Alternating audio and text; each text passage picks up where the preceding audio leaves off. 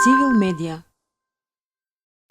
Тоа што е многу важно за нас денеска е да запомниме и да се договориме и воедно им благодарам на градоначалникот што на овој начин ја дава својата поддршка за овие наши напори, да работиме заедно во еден мултидисциплинарен пристап за спречување на насилниот екстремизам. Некои представнички и представници од системот на образование во други општини го поставија прашањето зошто училиштата се таков во толку изразен фокус. И можам да ви кажам дека во почетокот имавме комуникација и присуство, учество на луѓе инволвирани во процесот на образованието на ниво на средно училиште. За потоа да сватиме од нивните искази, од нивните искуства кои ги споделија и од нашите искуства од теренот, дека ние треба да одиме и подолу во помладата возраст. Бидејќи еден професор во средно училиште на едно место ни кажа дека учениците доаѓа, дел од учениците, поединци се разбира, не во масовни бројки, меѓутоа поединци доаѓаат во средно училиште како веќе формирани, екстремизирани, односно радикализирани деца, односно млади луѓе. И тие јасно посочија во повеќе сфери каде радикализирањето на младите го создава потенцијалот за уште подлабоко навлегување во водите на екстремизм и радикализм.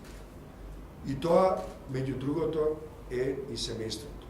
За жал, темпото на животот е такво што дел од времето потребно за одгледување на децата во дух на разбирање, на толеранција, на прифаќање на различностите, изостанува.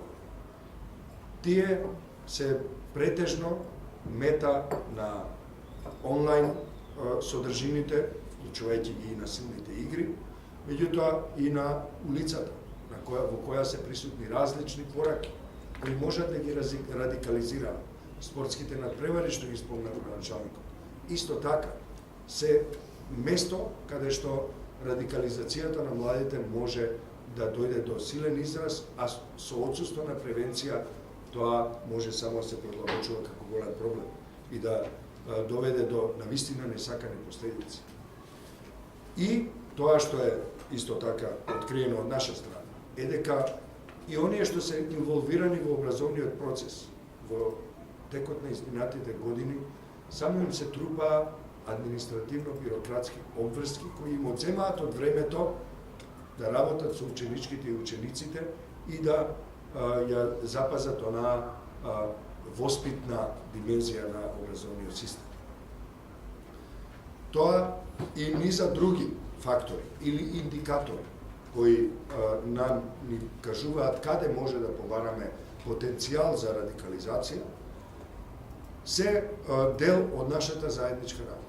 Меѓутоа, повторно некој ќе запраша, но зошто цивил и градоначалникот всушност викнале представници на цивилите, представници на граѓанките и граѓаните во толку широк обем со таква широка палета од учеснички и учесници. Зошто едноставно не седнат со полицијата и со соодветни безбедносни структури да го решат овој проблем? Нашиот одговор е следен.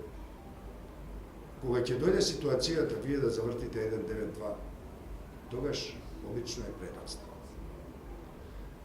Пред повикот 192 има еден долг, комплициран на моменти и мултидисциплинарен процес во кој ние треба да действуваме сите со своите капацитети, сите од својата позиција.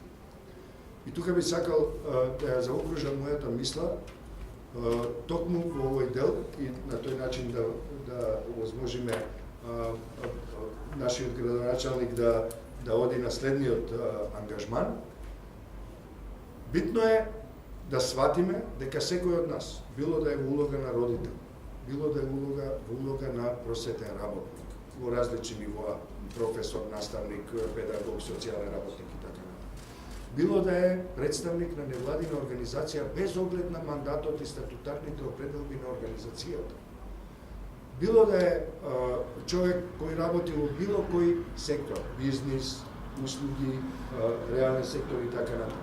Секаде безбедносната култура налага да се имаат предвид улогите на секој поединец и на секоја заедница во справување со прашањата поврзани со насилниот екстремизам. Само така ќе имаме ситуација во која нема да дојде до повик од 192. 192, како што кажав, веќе го повикате, веќе е предоцна.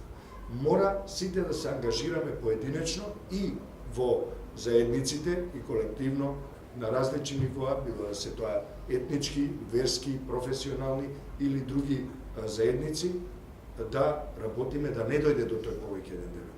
А 192 секако дека, или полицијата, секако дека има во рамките на својата работа и соработка со граѓанките и граѓаните, превентивни действија и така натаму. Тие секако дека ќе бидат дел од нас.